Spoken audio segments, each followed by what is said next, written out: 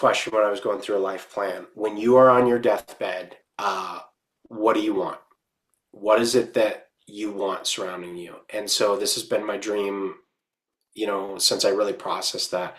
I want my wife and my children to be there. I want them to love Jesus and to love me. And if that can happen, then it really doesn't matter what else happens in life. What's up, guys? It's Josiah Keneally. Hope you're feeling alive right now. Really thrilled to have you join us for this episode on the Young Adults Today podcast. We are going to unpack really some conversations that everyone should be having, but probably isn't having, if you know what I mean. Our guest today is one of our favorite friends, Tory, Farina. He and his wife, Elizabeth, founded Rev Fresh, an amazing ministry that gives breaks and sabbaticals, meeting practical needs for pastors and their families. You should check it out. The link is in the show notes to Rev Fresh. And man, we want to invite you to join us March 7th and 8th, Minneapolis, Minnesota, at the Young Adults Today Leader Conference. There's a special invite, but first, check out what a few of last year's guests had to say about this amazing time together. What's your favorite part of conference so far? Probably the new friendships and the connections we've made. The roundtable discussion has been straight fire. It's been awesome. The family. All these people in here are just amazing. I love it. They're just so cheerful and joyful. Favorite part of conference is the connecting with people right now. Okay, well, I should say, let me be a pastor. The presence of God is always life transformation, but that's a given, right? That should be at every place that you go that has like the church in it. But like the community here is one of the best communities I've been in like in a long time. I love that part here. Well, number one, fanboy of Terry Parkman for sure. And then also just getting to spend time with everybody, hear people's stories and see what they're doing. So yeah, it's a blast. All the roundtable discussions, just sitting with groups of other young adult leaders and bouncing ideas off each other of like how our ministries are going, but also just discussing what the topics being brought up and just like how God's working through that and we can use it in our ministries. My favorite part of the conference so far has just been the relationships that we've been able to meet with other people, and also just the worship and the genuine refreshment that we've felt so far this weekend. I think it's just getting to meet new people, connecting with like-minded people who love young adults, are passionate about this next generation, and getting to pick their brains and also giving wisdom out that you have for yourself. So we are preparing just about a month away for the March Leaders Conference here in Minneapolis, Minnesota. Can't wait to have you join us and check out our conversation right now, starting with Tory, Farina. Oh, we're rolling. We're rolling. Well, happy Monday, everybody. This is the Young Adults Today podcast. I'm Micah. I'm Josiah Keneally. We're here. This is a podcast where we're passionate about the next generation and faith. We're joined today by our friend, one of our favorite people on the planet, Tory Farina. What's up, man? How are you? It's good to be with you both, and so fun to finally be on the podcast. Been cheering you on from the sidelines for years, and so thanks for having me on. We're excited. We're going to talk about, honestly, if we can, Tory and Micah, conversations that every pastor should probably be having, but maybe they're not. We're going to talk about Rev Fresh, which is an amazing nonprofit that you and your wife Elizabeth are leading. We'll link it in the show notes if the listener wants to check out more. But where we'd love to start is, can you share some of your the making of, the journey, some of your life story with us and the listener today? Sure. Well, I grew up in a pastor's home. My dad was an evangelist. We traveled. I was in church after church. Was in my first youth camp at 2 weeks old. So I understand church. I get church. I joke. I don't know how to throw a baseball, but I know how to work an altar. And so it's for those of you who didn't grow up in church and you had more of the traditional or didn't grow up in kind of a traveling or itinerant ministry. It's a unique journey. And so you see the good, the bad, the ugly. You see, you sit at tables with preachers and with leaders, and you realize, everybody's just trying their best, trying to serve Jesus, trying to reach people for Christ, and it kind of puts things into perspective. And so when I was at college, I actually met my wife Elizabeth when we were 4. We were at a youth camp and up in Lake Geneva here in Minnesota. And so then, we were the only 4-year-olds at the youth camp. And so we hung out, and over the years we saw each other. But it wasn't until we got into college that we started studying together, because she takes really good notes and I can't read my own handwriting. And then, love ensued, and we got married. I knew that I didn't want to travel. I wanted to be home for my kids. And so we spent a short time out in North Carolina at a pretty large church on staff, and then came back and began a journey of an entrepreneurial church planting. 23 years old, we started our first church. And so we've started 2 of them in the last 20 years now.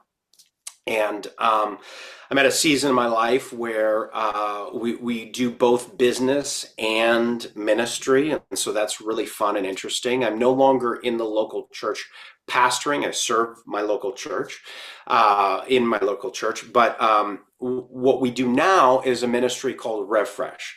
And Refresh really, it comes along those 40 some years of being around and in, and seeing the good, the bad, the ugly of ministry, and recognizing that there is a season to come alongside ministers and to bring refreshment, bring hope, bring peace.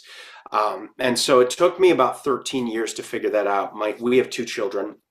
My youngest was born, he'll be 15 here in March, and shortly after that, my wife had a stroke.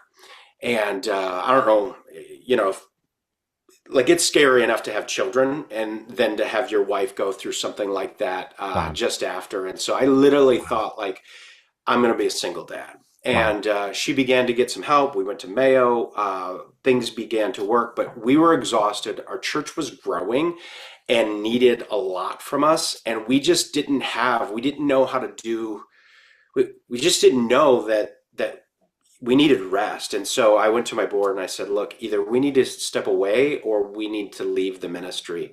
And they said, don't leave, we need you. And somebody gave us about 3 weeks of time away. We went away for November, and at their house. And they said, hey, nobody's using it. It's just sitting there. And so we said, awesome. And we show up. It's a $2 million place right on the beach, looking at the coast, the Gulf Coast there in Florida. And every day we opened up the 2-story tall windows. We smelled the sea breeze. We walked on the beach. We prayed. We ate. We watched the sunset. And literally every day our heart began to heal. And I thought then, I know these people, and they're willing to give me this. It was their leftovers. It was time that nobody was there. But they don't know the friends that I have. They don't know the Josiahs. They don't know people in Minot, North Dakota that I know, or, Twin Harbors, or, wherever ministry happens, that it's just kind of incognito. But if they did, they might be willing to share. And so it took me a long time to figure out and create Refresh. And Refresh basically is, how do I connect people who have a resource with ministry partners, ministry friends that could use a break, could use a season of rest and refreshment. And so it's expanded from just finding places for them to stay. We do medical, we do tangible need, we do sabbatical and rest, and then some crisis and encouragement, you might say, is what we do. So that's kind of like my life ministry in a nutshell. We've kind of done it all. I love that. And it's so fun. Like, I didn't know that you met Elizabeth at age 4, or that she had that health scare. So I'm so glad that God is still using you, that you're still in the ministry, and that somebody's, leftovers became a main course meal for you guys for 3 weeks. Like, that's a good way to put it. Yeah. That's yeah, because you know how it is. Know. Like, you walk in and you're like, they're not using this. Like, I would use this every day. Yeah, you're like, how? How are they not? Yeah. Oh my gosh. Well, I'm so glad that God birthed that vision in you and that you guys have had that time to heal. Because I think so many times we run into maybe people even in their mid 20s and 30s who are doing ministry that they say, like, I'm burning out. Like, I don't even know, I don't have the resources that I need. I'm scraping the bottom of the barrel, whether it's financially or whether it's my leaders or the building of the church. And you see what actually happens is they forfeit their spiritual well-being for the sake of others in the process. And it's Yeah. like, well, that's why we burn out in ministry. That's why we don't hear from the voice of the Lord. That's why we don't team up with the Holy Spirit. And we forget to remember what brought us there in the first place, and that is loving Jesus and coming into relationship with him. And in that process, I think Josiah and I have come across a lot of young adults who are in their 25, 30 years, and they're like, oh my gosh, like I'm having a midlife crisis or a whatever, quarter life crisis. And I'm like, I don't know what that would be like. Like that's just overwhelming to think that there's that much pressure on this next generation of young people. So we're on obviously the Young Adults Today podcast. We ask every single one of our guests this question, and it is, why do you believe that young adult ministry is so vital and important in this day and age? Okay, so there's a couple things there. You just said about like your last few sentences before you asked me that question were so like there's so much that I could talk about in there. And so I'm going to get to that, and then I'm going to answer your question about why is young adults today vital, so important. I think sometimes we have a call, we have a passion, we think that life should be really balanced. And I've even heard people preach or talk about live a balanced life. I can't find anywhere in scripture any single person that lived a balanced life. I cannot find it. You know, my grandfather, he owned a ranch, and when the cows were calving, it was not a balanced season of life. You had to be there to get the cows when they're calving. In ministry, in life, when you're a young parent, which you guys are, there are seasons where like the child is sick, there's vomit or puke or poop or whatever you got to pick up.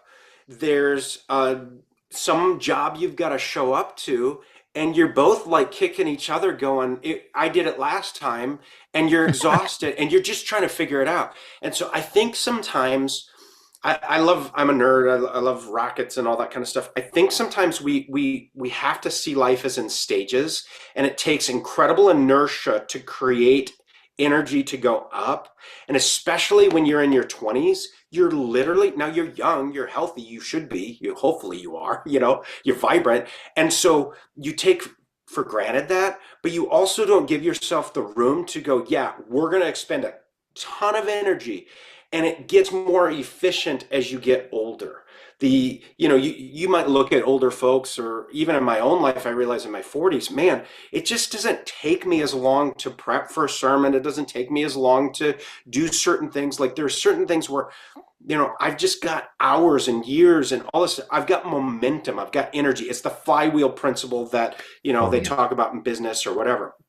And so some of what you're talking about, you get this quarter life crisis. It is a quarter life crisis because you're in that change of stage. You're in that, okay, booster rocket one's fallen off.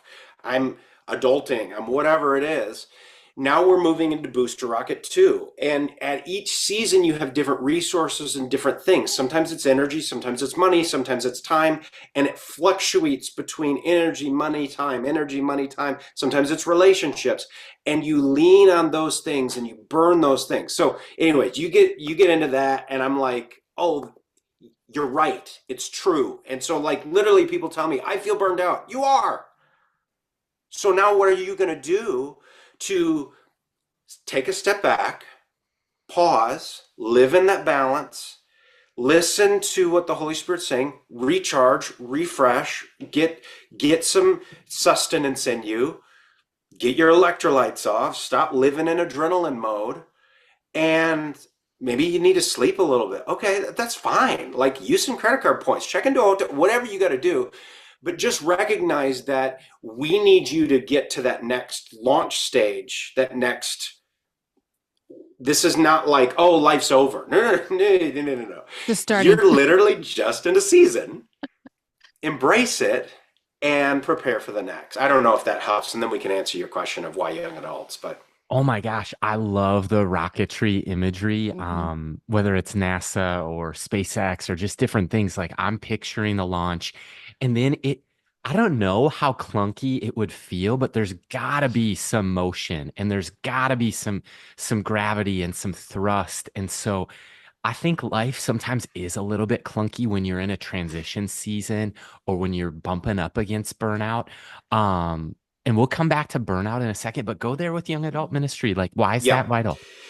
So, young adults ministry, I was the youngest presbyter that I know of. In our denomination, our fellowship, there's like a voted on position that's kind of on the district board. I was a part of years and years ago when we had a leadership transition in our fellowship. I created a thing called the Future AG, Future Assemblies of God podcast and whatever. That's back when we didn't do video. We did blogs, and so it was like that. And so I've been around, and I've been the youngest person in the room, and it's been you're scary. You're trying to do things that you don't know. You're just trying to swim, and it's deep water, and you can't touch the ground, and you're just trying to figure things out. So I've been there. I know what that's like, but also in my current ministry and what I do with Refresh, some of it is advocacy. And so I'm studying, I'm learning from Barna, I'm learning from some of these other organizations that are producing content. And what we're finding is the average age of minister is continuing to increase. I think the average age right now is about 59 years old. Wow. I pulled a stat, not just the other day, where basically it continues to go up and up and up. So it has increased over the past 25 years. It's basically continued to climb. So this was in 1992. In the past 25 years, it climbed 10 years from 44 to 54. Well, now from that point, it's gone even further, and we run the risk of aging out. And what we're finding is statistically, young adults have the highest question of call. So, some of the stats that I found is like, let me just pull this up here. Total, 33% of pastors have seriously considered leaving the ministry. But then if you go down there, pastors under 45 feel less supported, more tired, and less energized than those over 45. So you couple what you're talking about with, I feel stressed, I feel burnt out, I'm questioning my call, I'm feeling less supported, I'm feeling tired, I'm not making as much money as my peers, and all I see is kind of a wall of older ministers that maybe I don't identify, or I'm trying to figure out, like, where do I fit in all this? And it's no wonder that we're not seeing as many young adults coming up through the ranks and being ready and capable and in line for those next positions. So for me, when I look at what Refresh is doing, what the church at large is doing, and where we're at, we need young adults, because literally that's where revivals happen. That's where we see, in scripture, the movers and shakers, most of the time there were the old dudes, the Abrahams and some of those guys, but like David was young, Joseph and Mary, it's Christmas time, we're talking about that. They were crazy young. And so the disciples, I'm learning, this many years in, that they were really young. Most of them were like late teens, early 20, like most of them weren't even 18 yet, and they're the ones who were hanging the entire church future on. And so young adults have always been the muscle, if you will, to the church. And so I think they're super vital, and we've got to figure out how to encourage and mentor and develop young adults past some of these quitting points so that they're able to take on their next leadership assignments. Good. Oh my gosh, when you bring up quitting points, I remember the first marathon that I had ever run, and I didn't train for it, but those medical dropout tents looked like it felt An like a oasis? temptation. It was like alluring, like, come over here. And I mean, they don't ask any questions. You can just Right. sit and chill. But there's something about sticking with it. There's something about moving on that's like past the pain, into the purpose, that there's a depth that's found there. And going with burnout, I think it's a really important conversation. And I'm reminded of two things. One of the guests of this show told us early on, and her name's Susie Larson. And she said that what she observes in young leadership, she has a radio show. She goes, Josiah, what happens is people perform and strive in their 20s and 30s. They hit 40, they're burned out. Then they want to write a book about burnout. And then they want to go on her show, the Susie Larson show, to talk about like how not to burn out. She said two things. She goes, number one, you have nothing to prove. And then the second thing she said is you have all of eternity to live for. And Tori, when she said that, that might have been 5 years ago, but we were out to dinner 2 weeks ago, and it hit me again. I go, We're walking the mall and he's like skipping, shouting those two things. And I'm like, okay. I go, babe, I got nothing to prove. And it was just like, even though she said that, deposited that, I needed to hear it or be reminded of it again. But what are the trends that you're seeing, Tori, with burnout? And maybe like, what are a few observations of people who like stuck with it or finished well, or are trying to finish well, or on course to finish well in ministry? Yeah, there's a couple things. So don't let me forget. I'm going to talk about something else, but ask me about 40-year-old and wanting to quit, because I've got a thought on that Okay. I went through, because I'm just recently over that, but it was a major moment in my life that I want to share. So here's when it comes to stress. So when I was 20 something, I had a plan. I met my wife. We were freshmen. I was like, I'm not going to date this year. But by the time the last week of school was, like, I kissed her. It was like we had studied all this time, and I was like, oh, you're pretty awesome.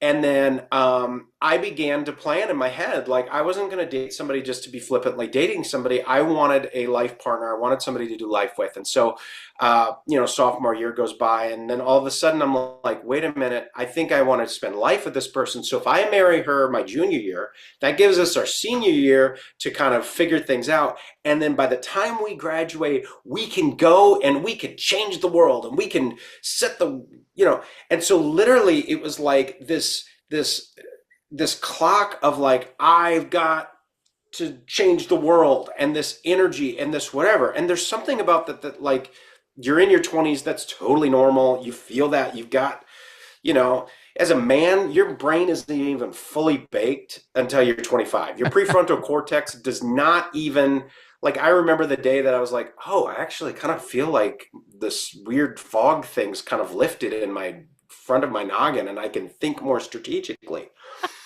But yeah, it was true. I've never heard anybody actually admit that before, so that's fun. Well, it's real. And if you don't understand your physiology, then you will be frustrated by some of your limitations or some of the things that happen. So we jump into ministry. Our first ministry, it was a doozy. I mean, we were in this church, and it was a large church, and there was a leadership transition, and we found ourselves, kind of odd person out. We were new, about 9 months we'd been there. And of the 16 pastors on staff, like 8 or 9 of them either were let go, resigned, or some version of that. And so we were in this thing like, this is not how you want your first year of ministry to go. We're here to change the world, and now we're trying to figure out what to do. And then we spent 2 years trying to learn how to plant a church. Well, I'd never planted a church. Let's go. We're young, we're dumb. And then we're in this season where we're trying to be bigger than we are, and like 50-year-olds are coming to our church, and they're expecting leadership from us. And I'm barely married. Like, I don't know how to help you with your 50-year-old empty nester problems. Like, but I gotta fake it till you make it. So here's what I've learned in this whole thing is time. You can control stress and burnout by time. If you want to bake cookies, you can bake them really fast, or you can bake them really slow. it changes the outcome of the cookie. And often if you bake them too fast, they're just not good. If you bake them too slow, they're kind of not great either. And there's kind of a season of like a good cookie at 350 degrees, it's 12 minutes, you do convection, you can get a little less, whatever.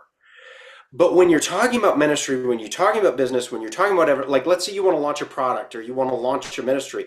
If you want to launch a church, I can tell you how to launch a church in about 6 months. I think you'll have a better product if you try to go 11 or 12 months. Wow.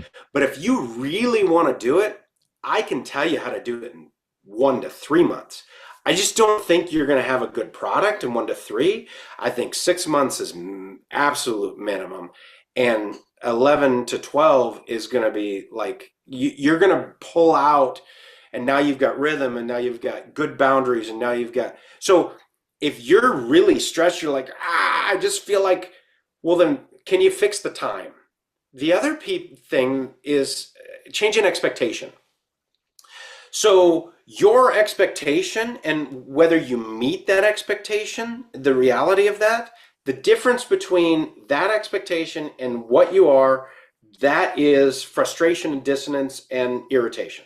Mm-hmm. And the further that gap is, the more discontent, and often the harder it is to recover from that. I will never forget, I sat in this guy's office. I was hoping he'd give me 25, 30 grand for our church plant. I was throwing him the pitch. We had our, little brochure with our picture of our family and, all dolled up and all this stuff. And here's our markers and here's all this stuff. And he said, look, I'm not going to give you any money. But what I am going to do is tell you these 3 things. He was a pastor, but also a business leader. He said, people are going to want your product a lot less than you think it is. You think they will. It's going to be way harder, more time consuming, and way more costly than you think it will be. And he said, you're going to find yourself in this season where you're just about to go, forget it. And he said, the difference between people who make something and it lasts and people who don't is that's when they quit. He said, it's when you go back and you go, well, how do I make it more palatable to people? Well, how do I figure out my costs? Well, how do I make my product in such a way that is more sustainable? It's in that ideation and that transformation that, spiritually we know God moves, and that's where miracles happen, and that's where things shift, and you wake up in the night and you have a dream and you try something and it works, and boom, that's when you begin to move out of that season. And so sometimes we confuse stress, anxiety, all this stuff with, oh no, you're just at a miracle point. Wow. And if we're not careful, we will put it on credit card instead of waiting for God to fund it. We will quit because we're like, well, it didn't work in the 3 months I had allocated. Are you kidding me? Like, how long did it take for Abraham to get Rebecca, or for, how long did David wait in his, like, he had to leave and work for the enemy before he was able to come back and get what was rightfully his. Like, so if we just don't allow time, allow kind of this like reinvention and give ourselves space. And the other piece is just knowing our physiology and being comfortable going, I'm operating in adrenaline. I pause. Now I feel like the world's falling apart. Well, that's just you basically coming off that addiction. It's a real addiction. It's similar to cocaine. It's why, I have ADD. It's why I've been sucking caffeine for years, because it's the poor man's cocaine, but it's still just as addicting. And adrenaline is just as addicting as that. So when you come off of it, you're going to feel like, oh, the sky is falling. Well, in reality, you're just balancing your stuff. So like, and that changes, you get older and all of a sudden your body gets all weird and hormonal again and whatever, but you're in your 20s, it's hormonal again. I mean, it's like, you cannot bypass like what's actually happening on the inside and go, oh, buck up. bro, you gotta do better, or quit, because you're just having an emotional or a physiological experience. So, Yeah, I sorry, a think lot of there's me so talking. much. No, that's so good. I think even when we went through marriage mentoring, talking about that gap of frustration, expectations, and where somebody's functioning, and learning how to communicate with your partner, learning how to like trust God in that process, whatever that is and looks like, and even just being mindful of this form of delayed stress. Mhm. So when we were in marriage mentoring, I said, hey, about 3 months into marriage, you might feel this big wave or this tsunami of emotions or questions or just like realization of everything up until this point, from the day you proposed to how every detail of the wedding to 500 people at your wedding to the day of our wedding. When are you going to have kids? It's like we're not even like out the church door yet, and you're already asking these questions. So even just this form of delayed I was wondering. stress. You probably were, along with everybody else.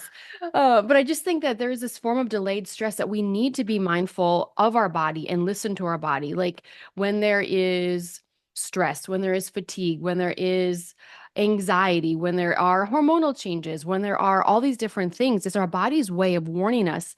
But there is a time and process for us to catch up as well. So when we hit that point potentially of a burnout season, there is a form of retreating that needs to take place. There is a form of getting back in the word of God and in the presence of God, like Jesus would get away with God. Like if he went away with him, I mean, we just read it in one verse and a couple chapters later, and they're, oh, Jesus is off again. Are we filling ourselves to the brim each and every single day and surrendering our calendar and our wants, dreams, and desires in exchange of what God might have, even though there's expectations placed on us, there's stress placed on us, Yeah. there's, I don't know, everybody's, thoughts of who we should be as a leader and who we're not, and how we're falling short, but just being mindful that, I don't know, God's in control and there's a time and a place for our body to respond, and we need to feel that refreshing. But We got to come Ooh. back to ask you about maybe to the 40-year-old who feels like quitting. What would you say to them? Yeah, quit.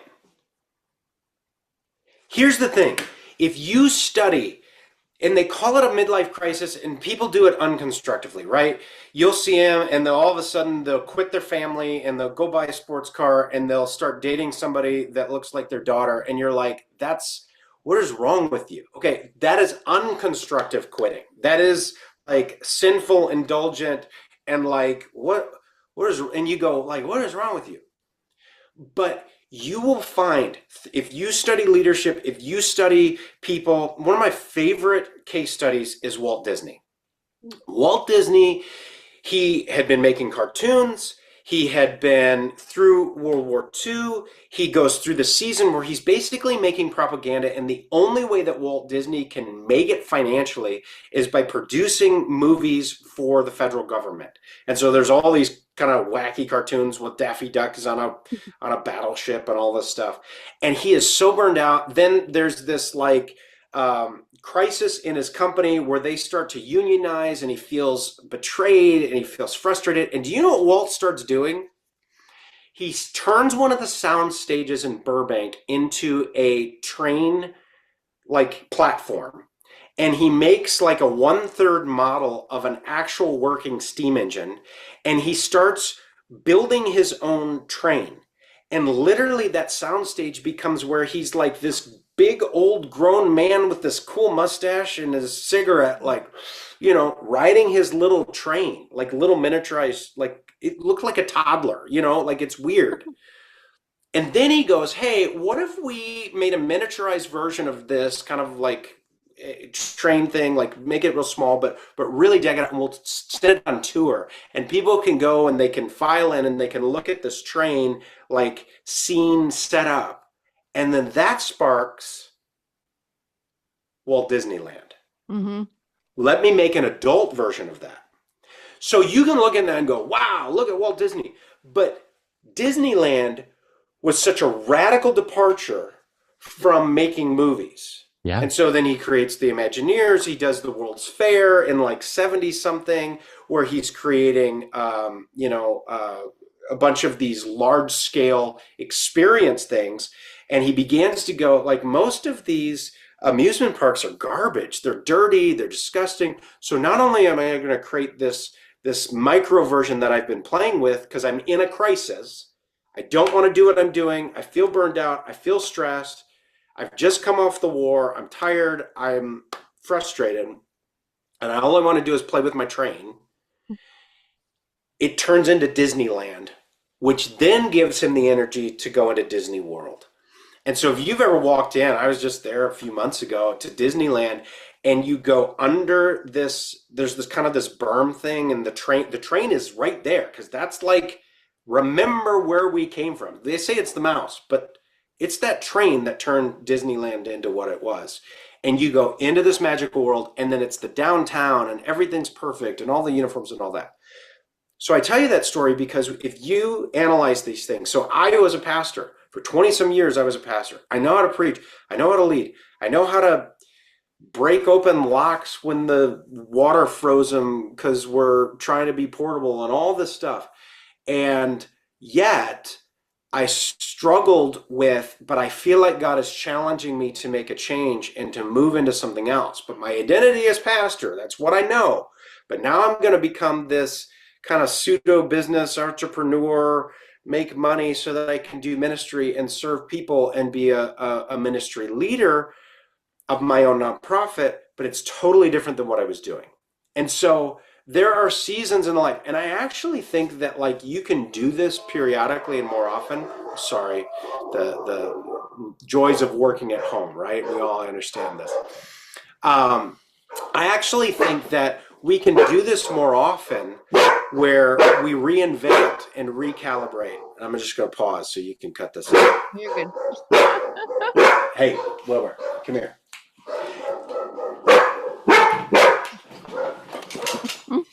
FedEx. No. All right. The Christmas package. I think so. I'm not 100% sure, but I'll say something and we can just edit it right there. I love that part about Disneyland. I love that part about Walt Disney, and just we're talking about quitting, burnout, and giving people permission to do that. But then you were talking about your identity and then feeling like you need to make this change. Yeah. Yeah. So when we look at our life, there are moments where, you'll hear a lot of people just endure, or like there's this kind of culture that's happening within our world that says, I want to be an influencer. I want to be this. I want to do this. And the reality is, like, most people who are influencing really don't have anything to say yet. They haven't matured to the point where they've got quantity and quality. Mm-hmm. I think what Susie Larson is finding is like, yeah, these 40-year-olds actually have something to say. And there's no problem with wanting to do something around burnout or whatever. But what they're trying to say is we need to reinvent and recalibrate. And so whether it's Walt Disney or whether it's, the KFC guy, right? He was almost like in his late 60s, early 70s, Colonel and created Sanders. KFC, the Colonel Sanders, the legit guy. Okay, well, there's another point that happens at that age too. So I think there's a point when you're like growing up, you go to college, like that's kind of our new buffer, but that's a reinvention from high school. There's that post-college and in your 20s where you're like trying to figure some stuff out.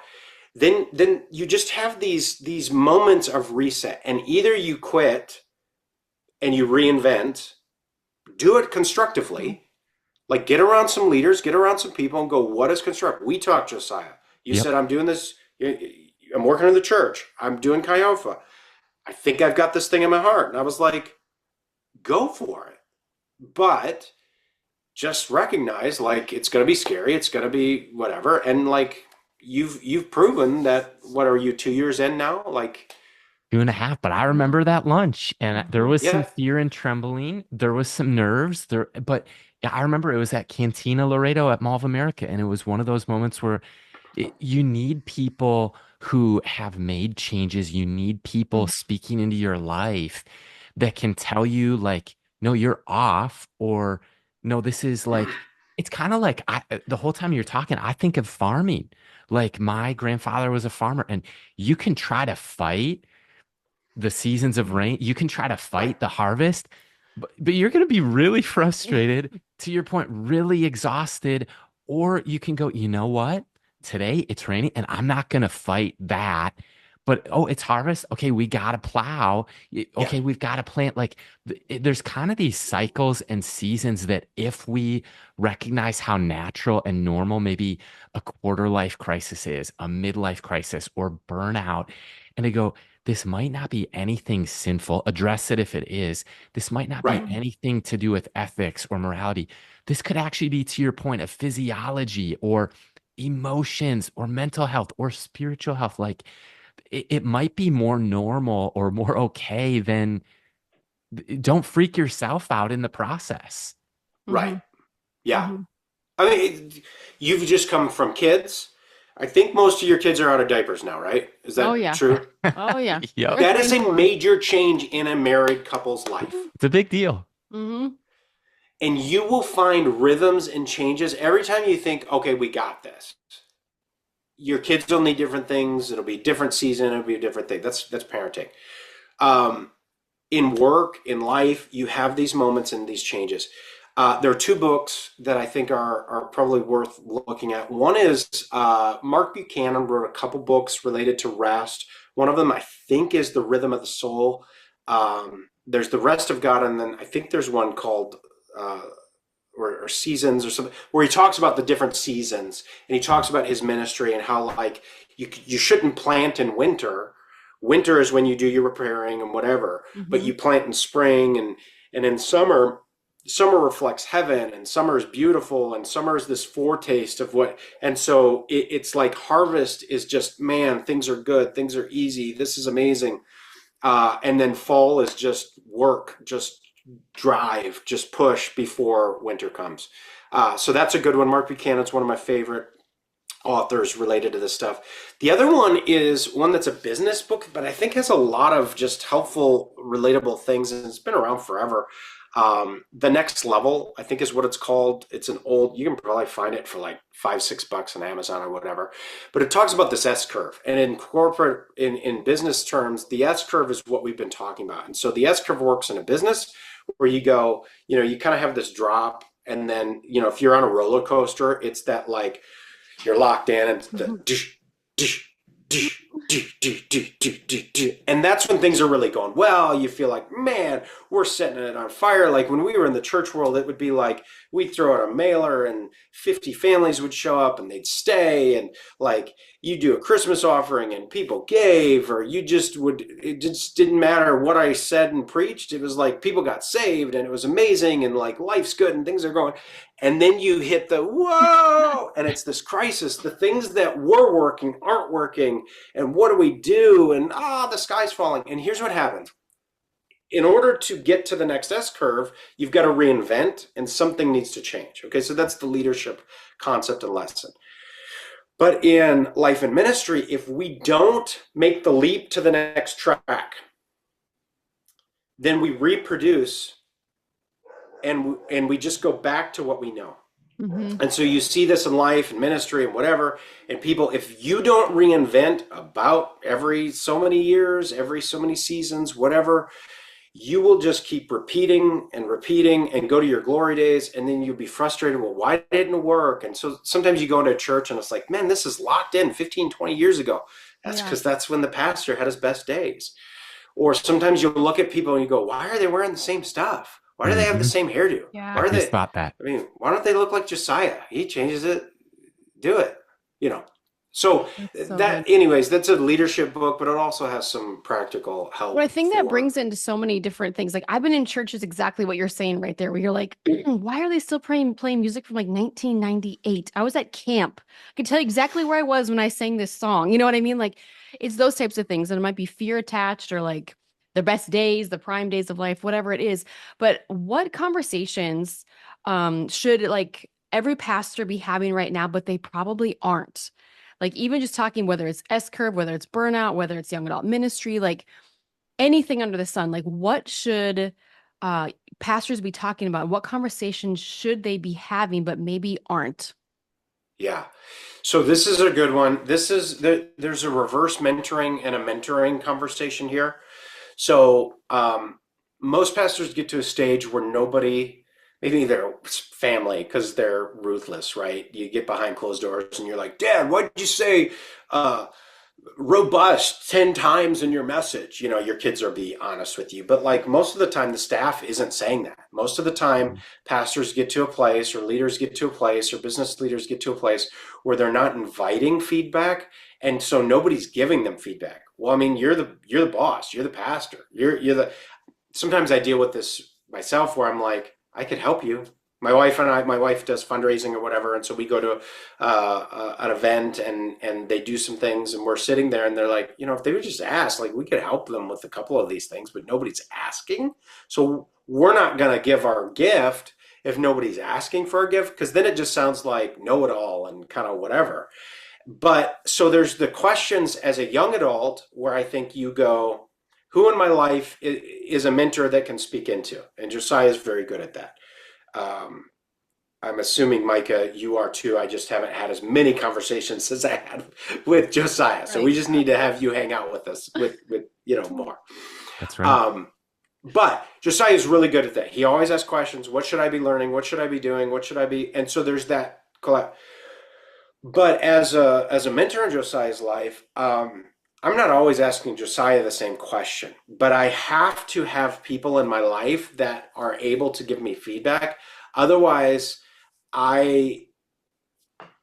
leaders get into a place where they're not coached, and they still may have results, they still may be good, but all of us get little quirks or little things that we're not aware of, that if we're not coached, we will kind of fall into a trap where this is how we do it, this is what we know, this is what's comfortable, and we just keep doing the same things, and we have to be coached. So there's the reverse mentoring, who in your life is speaking into you in love, both ways, whether it be older adults, young adults, or somewhere in the middle. Yeah, I think I've just made a lifelong decision or determination is like, I want to be, as I age, like I still want to be learning. I want to be a student, whether it means going back to the classroom. Learn, like we walked into Life Church and Craig Rochelle, like the lights change and it's in a meeting and the windows go down and the camera goes on, and we're all there to learn from him. And he goes, hey, my staff won't give me feedback. I need to fight to find out, like, what do I need to know that nobody's telling me? And no one will say anything. So they hand the microphone to me, but he did this. Like he modeled what it is to be like maybe 50, 55 and still fighting, because you have to fight to learn or to invite that feedback. And sometimes it might be something you want to hear. Sometimes it might be something that you're not, but you're like, wow, thank you. That feedback was a gift. I mean, one of the things that you're a fresh voice in my life, and your perspective is sometimes just different. We talked about burnout. We've talked about mentoring, reverse mentoring. Those are passion points. What about like anything else that pastors should be having conversations about that maybe they're not? I think the question, and I'm going to pivot to something we talked about off camera just beforehand. I think if you're a leader and you don't have young adults in your pipeline, whether that's because you feel like they're not here, or that's because you feel like they don't have anything to offer, you can't pay them, or whatever it is, you're missing out. And so if they're not here, then the question is, where are they? And then you should probably go where they are. And I have yet to find a young adult who, when I reach into their life and I give them something, whether it be I buy a meal or I say, hey, would you drive with me? Would you spend time? I've yet to see a young adult go, nah, I don't know. Most of the time they're like, really? Why are you thinking? Okay. And so there's this element of like, part of our job is to make disciples. And if we as older leaders aren't taking time, answering the phone call, listening to the thing, like it really, and honestly, it's really feeding to the ego when a young adult comes to you and asks a question. then the converse is true. Like, are you able to ask the question, like, what do you see and where are you? So, but that may mean that you need to make space in your budget for that person or for those conversations or for something. And young adults, I think are, we have to be careful. And this is where, if we have a gap in leadership that's coming, and we all can see it statistically, the age of ministers is going up. The young adults, some of the churches that I know are struggling to find qualified and capable people who are called to do ministry, especially outside of a metro area.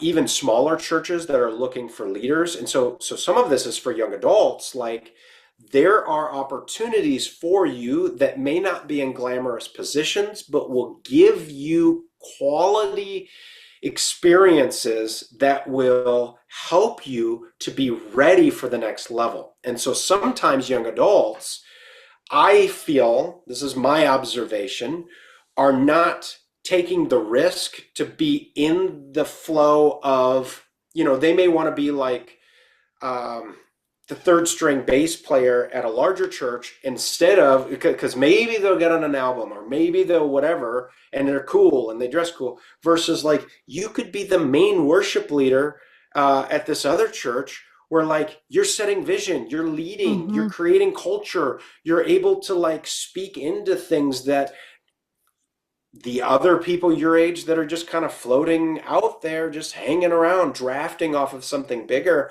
aren't able to speak into. And so my experience has always been like, I'm going to go where there's opportunity for me to lead. I'm a little goofy in that, I guess. I don't know. I think you've done some of the similar things where you're like, yeah, don't pay me. I'll show up. I'll work. I'll figure this out. I'll fight for it. And so like for young adults, go where there's a void of young adults. For older adults, make sure you've got people there and make sure that you're paying them well. Make sure that you are doing your part in the journey. And so sometimes as leaders, we can see our church and our thing as the thing, but we are just one component and one step and one piece in the development of this God-given asset, God-given tool, God-given, like we're all tools in the, tool belt of Jesus, right? Like some are hammers, some are drills, some are tape measures, some are just pencils that you just, okay, but if we're not doing our part in the development, either because, they're probably going to leave anyways. Yeah, they're going to leave. Yep. They should. Or they're going to take, they might be better than me. Yeah, I hope so. Like, I hope my kid's better than me. Yep. I hope my kid's smarter and better with money and can, 100%. I hope so. But if we're not willing to risk our irrelevance and our, and even budget that, and it will cost us something to have quality young adults developed. And so some of the trends I'm seeing where even some churches are doing contract labor instead of other things or whatever. I think it causes young adults to drop out at a higher rate or not be developed if they're just sitting in the wing hoping they'll be seen instead of actually doing. So I don't know if you want to dive into that or if that's making sense, but 100%. I think it is. It's absolutely making sense. And I think that it's an important conversation to have of, I think that there's young adults around you, and I think it is inviting them to the kitchen table, the office, whatever it is, to have a meal, to have a cup of coffee, to hear their perspective. And then I think even a great thing to do would be an exercise where maybe you invite somebody from a hiring committee, an outside person. Maybe they're on your board, maybe they should be on your board. But if you're at a church, like, let an HR person look at what you're paying people, because I think they might be mortified to see like, wow, we give to this church and like it's a sacrifice to be a ministry. There's no secret that you could be making more money doing something else. So you get like a lot of young, pure-hearted leaders who are in it for the right reasons. But I just double down on that and say, like, let's make sure that we're taking care of our people. Yeah. Because, if there's financial stress that's unnecessary, life looks different if there's not that unnecessary financial stress in it. And if we can do something um, to change that for people, like, let's be advocates for that. Let's be maybe change makers, because I think I meet a lot of people who tell the glory day stories of like they were getting paid $25 a week, and it's Yeah. like, I get it. I've done similar things, and it is 2025. Yeah. And Yeah, and it's the reality is 45% of pastors make less than $30,000. Inflation has adjusted, but pastoral salaries have not kept pace. There's a tail whip typically in church giving. So some of that is that the budgets haven't adapted to the financial situation. And so I get that there's constrained budgets. And some of it is, are you paying what you can? And there's an element of then let the younger leader, let the other leader know, like, hey, here's what comp would be, or here's what we think you're worth. We can only pay you this. So we're going to, the difference, we're going to turn that into like days a week. So if it's a 6-day a week job and we're paying you $30,000, well, maybe that becomes a 3-day a week job, so that then you can go and work somewhere else. I was just in Montreal, Canada, and they've got a culture more like that. I work 2 days a week. I work 3 days a week. I don't hear that as much in our context here, but I thought it was really helpful, because then you go, well, here's the comp. Here's what we should be paying. Here's the difference. Now you have a choice. Are you going to side hustle? Are you going to main hustle? Where are you going to be? Are you going to volunteer? Like, but instead of saying, oh, you're part-time light, or I expect 6 days a week, but I'm only going to pay you what 3 days a week would be, that removes choice. Now, here's the challenge, because I have worked, I've hired people, multi-day, whatever. I think the sweet spot is like a Tuesday, Wednesday, Thursday if you're a staff position, and then Monday, Saturday, Friday, you can go do whatever you want. I think that's where you get the most hours concentrated. The person who signs your check will often be the one where your attention goes the first.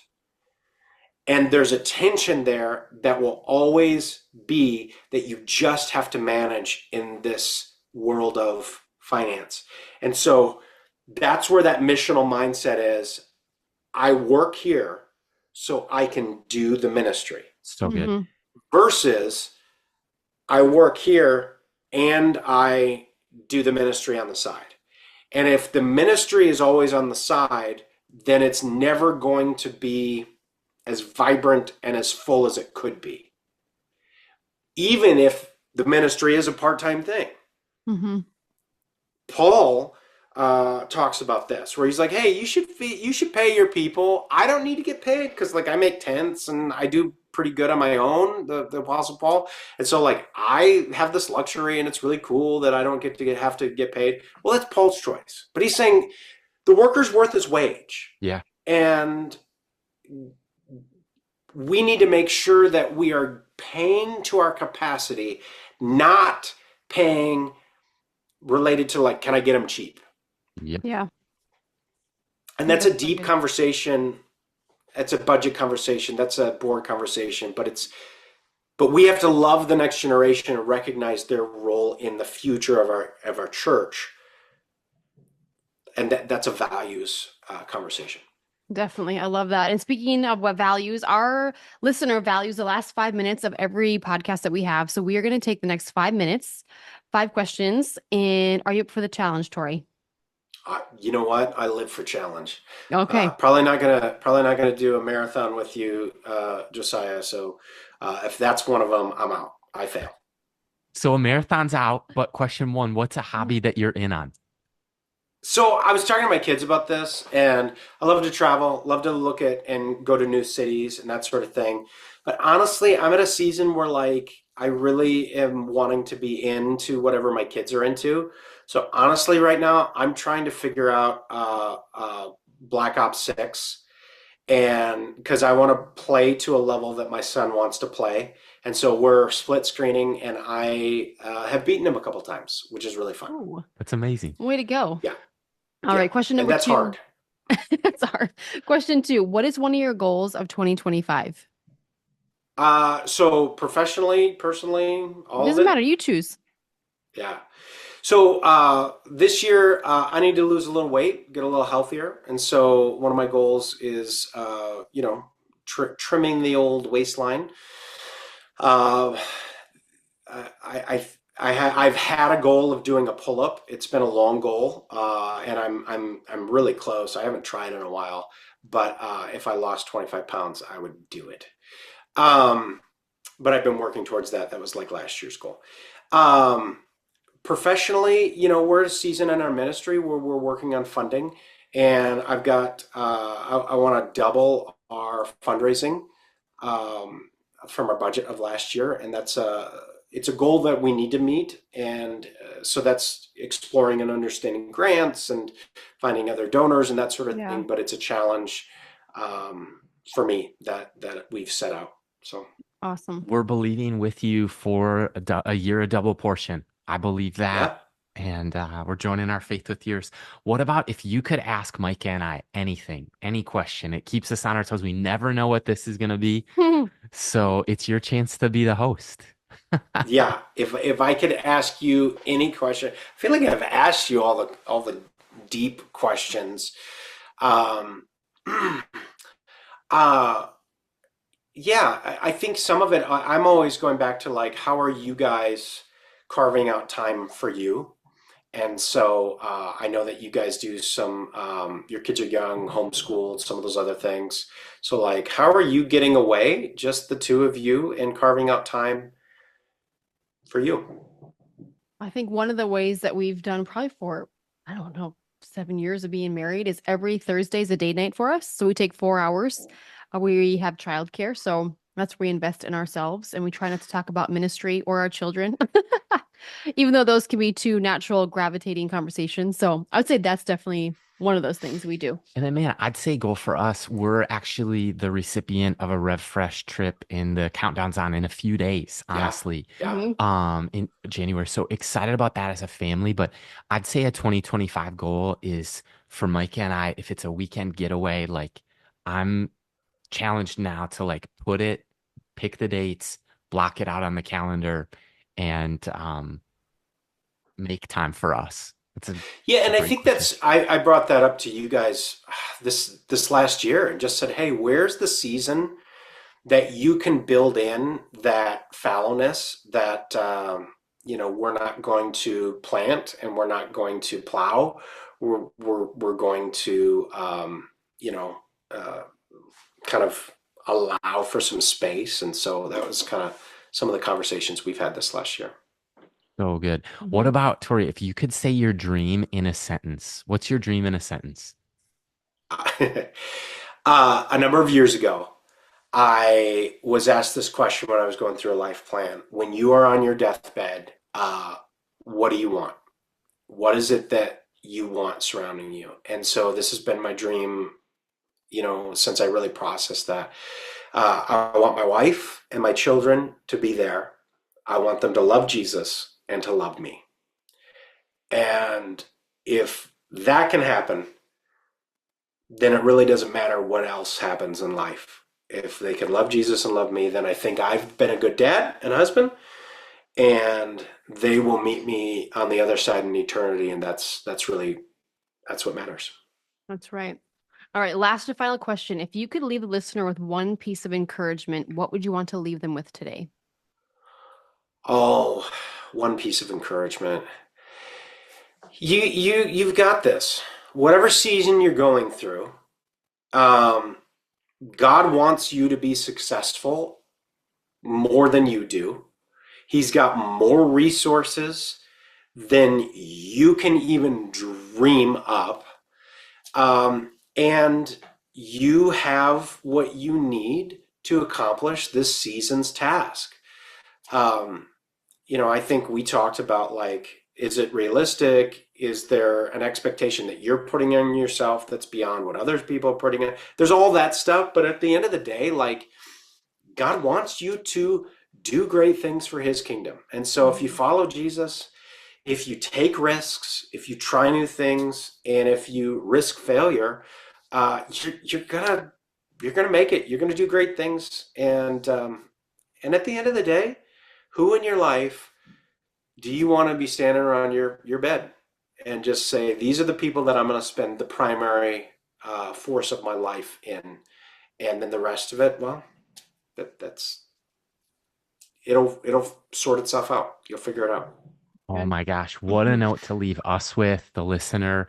I think I've had some moments after conversations like this with you, with Micah, to just try to figure out where I'm at in life. And I just want to encourage the listener, if you're dealing with some of these things that, like, I haven't dealt with burnout, but thanks for going there, Tori. I think I do have a propensity towards it, maybe, or like some of the addiction adrenaline that we talked about. And so look at the season that you're in, journal about it, write down a few thoughts, and then a few, like, my challenge to myself is, what is the weekend for Micah and I in 2025? For you, what is your takeaway as the listener? What are you going to move on your calendar? What are you going to do?